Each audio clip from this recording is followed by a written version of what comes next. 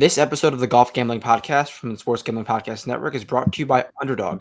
Get up to $1,000 deposit match when you sign up at underdogfantasy.com. Promo code GolfSGPN. The Sports Gambling Podcast is doing another pack break with DAPS. Tuesday night, 7 p.m. Pacific. Get your team now. They will sell out. Go to sportsgamblingpodcast.com/break and use code SGPN for 10% off. sportsgamblingpodcast.com/break. MyBookie.ag. We're finally brought to you by MyBookie, place to bet every single sport, MLB, WNBA, golf, and of course, football futures.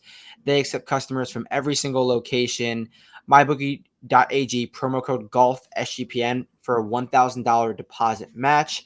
And finally, Rhythm. Their power trends are here, and they're called Smart Signals. They continue to crush it with these smart signals. They're essentially the best of what their house model has to offer. AI-detected patterns that Rhythm has consistently won at a high ROI. They're updated daily, and they're exclusive to Rhythm. No touts, no noise, just clean data-backed bets. Download the Rhythm app, check out Smart Signals, and start betting smarter. You know will be. Get your 7-day free trial by going to sportsgamblingpodcast.com/rhythm. All right.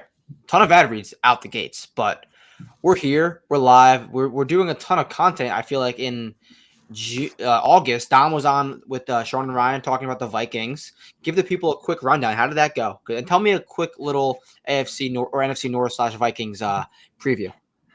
I tried to temper expectations, so I did 9-8 when we went through the schedule. 9-8. Okay.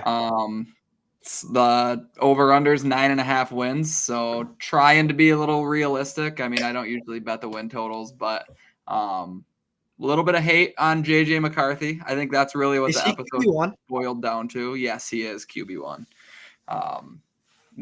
With really a non-existent QB2. Sam Howell looked okay in the preseason game, but it was pretty much when they didn't sign Rodgers, it was, hey, here's the keys, JJ. It's your show, and I guess he controls a lot of what's going to happen, obviously. I think if he stays healthy, they can definitely exceed 9 wins, even if he's average. But, yeah, a lot of that show was based around JJ McCarthy, what expectations are, and go check it out over on SGPN. Awesome. And I wanted to also touch on, you posted JJ McCarthy's interception prop, like he was third or second to lead the league in interceptions. Is that all because what was Darnold an interception guy? Did he have a lot of them last year? He was an interception guy until he played in Minnesota. So I don't really know where that. It makes no sense, that line. I don't really know where that comes from either, especially like I kind of looked up his interception rate at Michigan. I was like, maybe I'm missing something. I mean, I know he had like they didn't throw the ball in Michigan. Right. What was it? He had 11 interceptions and 713 pass attempts at Michigan, which is a pretty low rate. Yeah, I mean, I was just shocked to see that line. Yeah, Stafford was 1, JJ was 2, and I mean, Baker was up there, Darnold was up there, but yeah, I mean, 9.5 to 1. What the fuck? I feel like, so they put Stafford and him up top. Like those are just offenses that throw the ball more. But I feel like the Vikings will dial it back a little bit with JJ. Yeah, I definitely think they will. And I guess maybe that he's a second-year guy, quote-unquote rookie, his first year, so maybe they think he's more susceptible. I know Cam Ward was up there too, who it sounds like they're just going to throw every single down, so that would probably be my bet to lead the league in interceptions. But, yeah I was a little shocked too. Yeah, but that's your NFL preview. That's your Vikings preview. We are here to get to the golf. Before we get to the BMW championship, I had a Tommy ticket. Did you know that I had a Tommy ticket? I didn't. I had a hefty Tommy ticket, 28 to 1, up 2 with 3 to go. What did you see? What did you not see? What is your reaction? I watched a majority of the back. I'm not going to lie. I stopped watching after the first playoff hole. I forgot what I had to go do, but I was just kind of like spawning rows. Just Tommy thoughts. I want your Tommy thoughts.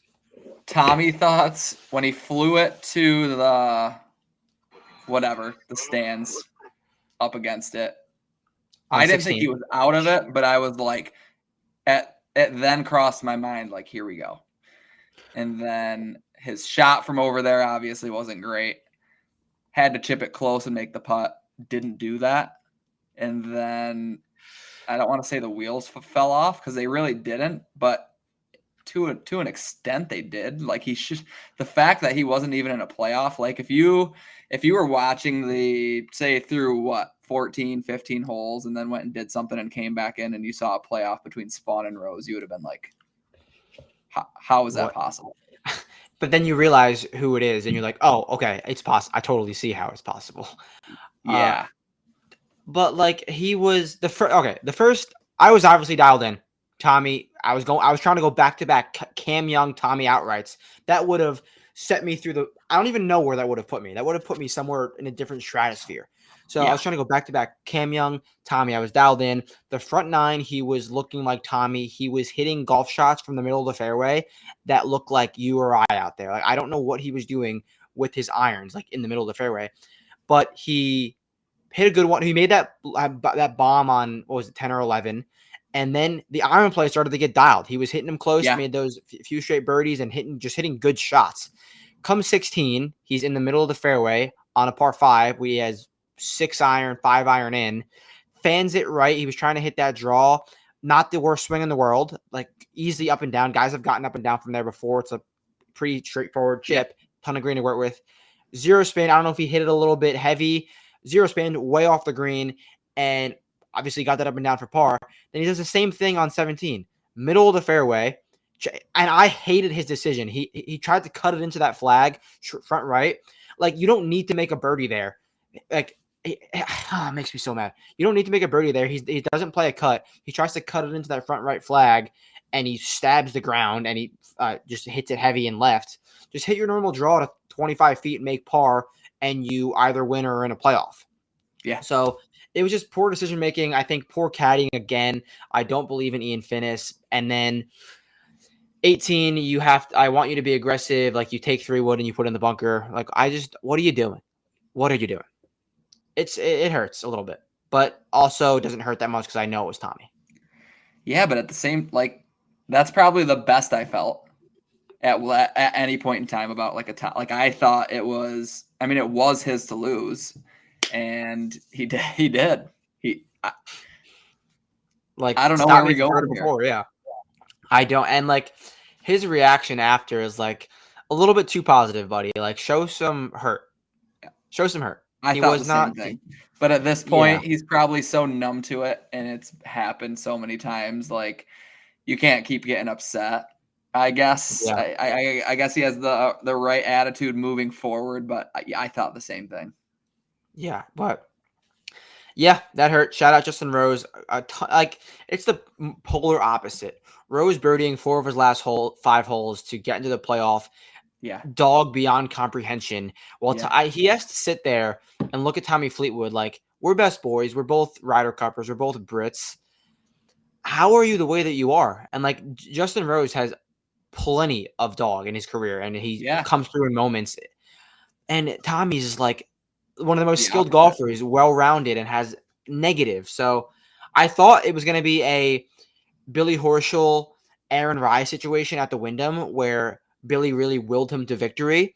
I thought Justin Rose was going to do that once he was kind of out of it, but then Justin Rose was like birdie after birdie after birdie. Back in it, he's all right. I'm not giving you any of my dog, Tommy. This is going to be me taking this down. So that's what happened. So shout out Rose. Couldn't go back to back, but we have another opportunity to hit a winner this week. BMW Championship. Scotty, Rory is back. Are we going to the without markets? Are we going with Scotty or Rory? And also talk to me. Give me your Caves Valley thoughts or Caves Valley needs. What do you know or what do you want to have going into Caves Valley? So I did a little bit of research on Caves Valley today. Obviously, they played it here in 2021, the BMW Championship, where Cantlay beat Bryson in a 6-hole playoff. They were both 27 under. That same year, 7 golfers were 20 under or better. No one finished over par. But since then, there's been some restorations. I know they've planted different types of grass to try and make the course as a whole faster, new drainage, as restorations always kind of have that. And the biggest thing changed from a par 72 that they played in 2021 to now a par 70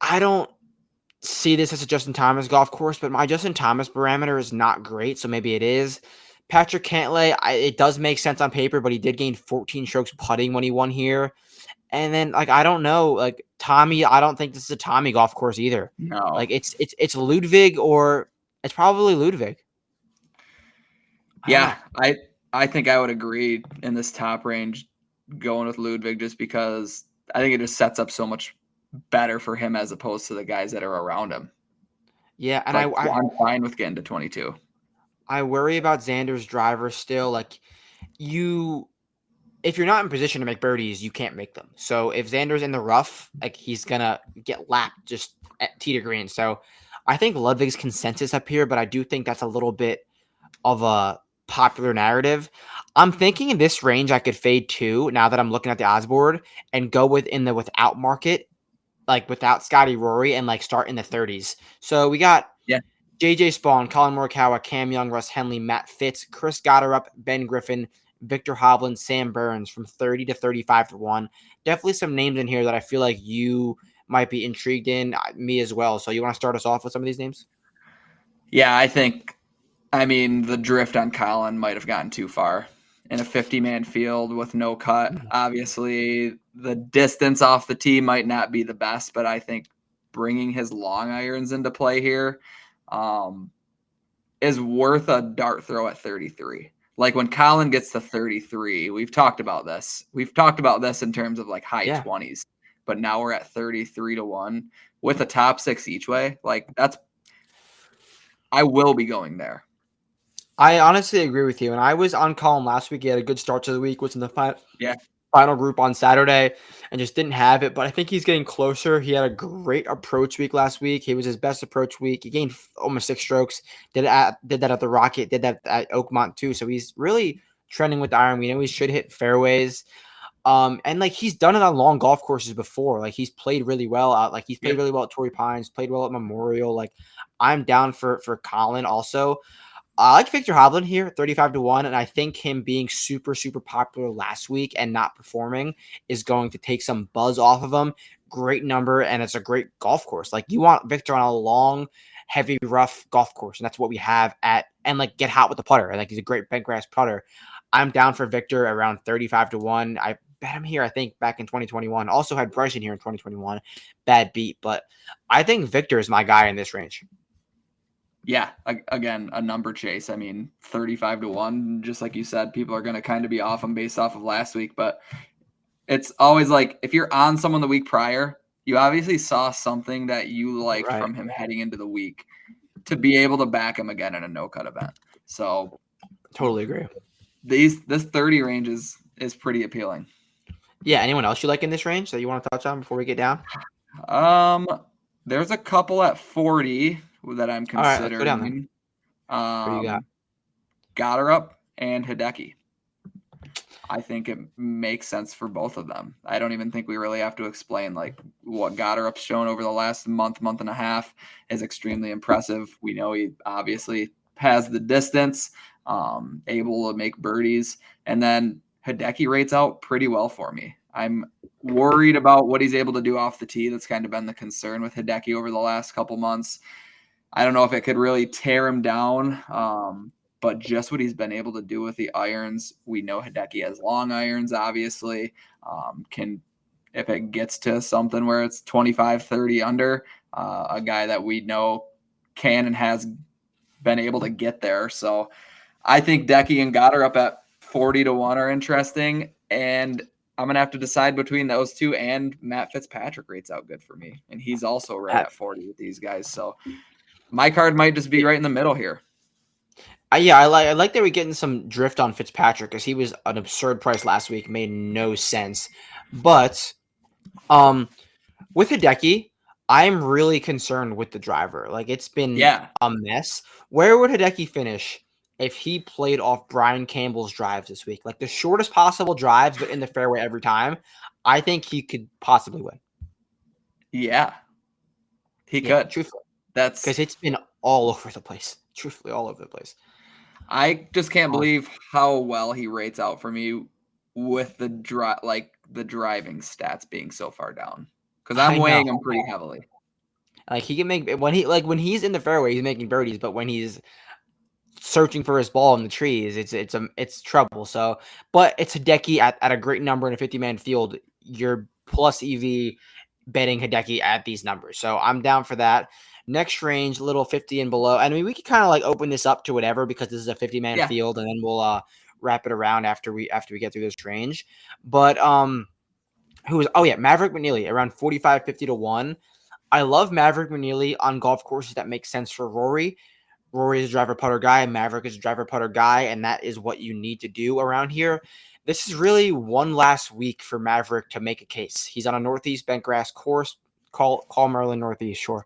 Northeast bentgrass course that asks you very similar questions to what you're going to have to do at Bethpage. And he's on the outside looking in at the moment, but a win would probably get him on because he's acquired enough points the last year and a half. So I'm down for Maverick. Like, he knows what this week means. I mean, there's a lot of guys, like even Goddard too. I think the pressure's a little bit too much for Goddard because it's like all came so quick, where Maverick is a little bit more seasoned, in my opinion.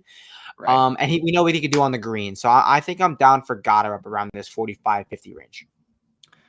Yeah, I would agree. And then going down a little bit further, Siwoo Kim at 66 has my attention just because of what we saw him do last week. Pretty impressive tournament all the way around. Taylor Pendrith at 70 to 1 with the top 6 each way. What's that? I was just gonna say Taylor Pendrith. Yeah, he's someone that I'll be looking into. And then when we get really deep, it's hard for me to lay off of Ryan Fox. I feel like this place makes sense for Fox. I like that. And I don't think he's priced appropriately. Not just because of the 2 wins, but just like, why is he below Glover, Bridgman, Bud Cauley, Jonathan Vegas? That doesn't make sense. No, you're not wrong about that. And Fox can win in any form, so I'm down. Yeah. But I want to touch on Pendrith. Like, he's driving it really well. He's gained on approach, and 3 of his last 4 last week was bad. But I mean, T8 at the BMW Championship at Wilmington Country Club, a golf course that obviously Patrick Cantlay won as well, and it's a Northeast bentgrass course. Taylor Pendrith hits it a long way. Driver putter for sure. I definitely like Pendrith around 70 to 1. And then also down here, I mean, this is getting a little deep. Like, I don't really love any names once you get past Taylor Pendrith, but Shane Lowry continues to drift. I don't know if I love his form. Yeah. Harry Hall, I don't mind because he's a guy who hits fairways and can get very, very hot on the greens, and is a little bit long. I like the Lowry number. I don't know if I like the course for Lowry because when I was scrolling down, I was gonna say the same thing. But we've kind of been off on Shane the whole year, so I guess it's hard to exactly pin down. I mean, he's definitely – I've made money off of him this year. He hit an each way for me early on, and I haven't really bet him all that much, but the number is just like – I cannot believe how far he continues to drift. And it makes sense, though. I mean, he was horrible last week. I know, and last week I wrote up Shane Lowry as I was going to bet him at 70 to 1, and then the next morning when I went to place my bets, he was 65, and I'm very like strict in the I'll bet you at X number, and then if you're not there, I'm not betting you. Turned out saved me money because I was like, what are we doing? I'm not going to bet Shane Lowry. He's not even the number I was looking for, but saved me money. End of this range, I don't really like. Maybe you'll have someone for a positional, but let's loop it back around. Let's do 2 outrights and 2 positionals this week because it's a short field. I'll start us off. I'm going to go – this is probably going to be in the without market, but if we can get like a 20-25 without Rory and Scotty on Victor Hovland, he can definitely finish 3rd in this field if those 2 guys are winning easily. So I'll start it off with Victor around that 25-30 range. I gave my case a little bit earlier, so scroll back for that Victor number. I think I'm going to start with Ludwig at 22 to 1. I mentioned some guys in the middle range, but I think it's a much safer bet to start with Ludwig if I'm going to go anywhere. So might as well go to the top. All right. And then I will go with a guy that you mentioned. You might be on him too, but it's Taylor Pendrith, probably in the without market. I don't know if he could beat Scotty or Rory down the stretch, but driver putter golfer, a guy who can hit fairways while being long, hopefully tap into that recent approach play that's been pretty solid, and then get hot on the greens. And it's a great number on him, in my opinion. I'm going to go Colin Morikawa at 33 with the top six each way. I think the number's too far. Liked what I saw last week, and I like what he's able to do with the irons. So hopefully Colin can take advantage of this number that we're getting and take Colin Morikawa to win at 33-1. All right, I'll go with a couple top 20s. We're getting into some minus odd top 20s because is it a 50-man field? But I'll go with Cameron Young, top 20 around minus 140, minus 150. Dude is playing such amazing golf right now. Obviously, cashed him at the Wyndham. Feel great about that. And he's just going along, knowing what he needs to do to get to Bethpage. And it's not like there's not rocket science. Play the hot golfer. This is a Northeast Bentgrass course. That's what Cameron Young grew up on. That's what he likes. And it's long. So this is a Cameron Young golf course through and through. I think Cameron Young could get in the mix and win this week. So top 20 around minus 140. I'm down for him for sure. My first top 20, I'm going to go with Hideki Matsuyama at minus 105. Not sure I can get there when it comes to the outright, but I think pretty much even money for Matsuyama and a top 20 at a course like this is pretty good value. And then I will go to Chris Gotterup as well, right in that same range, minus 115 for a top 20. Pressure might be too high, but at the same time, I think that's a pretty fair number. All right, and then I will go with top 20 plus 150 on Sam Stevens. I trust him to play out of the fairway at a very high rate, and if you're just consistently pounding fairways, your ceiling is a lot higher than the guys who aren't. So I worry about his iron play a little bit. Not going to be getting to him anywhere any other market, but I think he could pot for a T20 in this field. There we go. But thank you for tuning in. Thank you for hopping on early, Dom, and stay tuned. DFS show tomorrow, and we have one more week of this 2025 FedEx Cup season. So it's gone quick. Thank you guys for watching, and we'll catch you next time. See ya.